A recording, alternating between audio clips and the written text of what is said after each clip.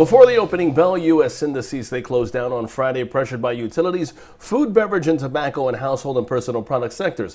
While on the economic docket, existing home sales increasing to 5.77 million homes in the month of February. This all as 83% of S&P 500 constituents traded lower or unchanged on Friday. Now, after the markets closed, the U.S. stock index futures hitting the 5% downside limit at the open late Sunday.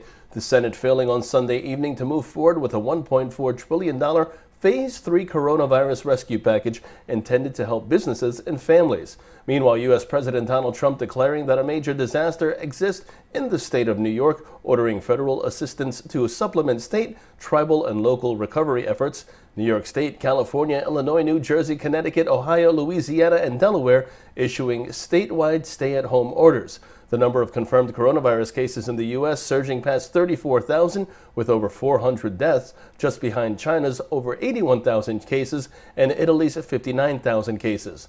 Onto the corporate sector, Boeing upgraded to buy from neutral over at Goldman Sachs, while Delta Airlines entering into a $2.6 billion secured credit facility, enhancing the company's liquidity as it manages through an unprecedented decline in air travel demand due to the coronavirus outbreak. Now, in terms of expectations today, we have no major earnings, but on the economic docket before the opening bell, we do have the Chicago Fed National Activity Index and both 6-month and 3-month bill auctions. Taking a look at the markets, the S&P 500 is where we begin.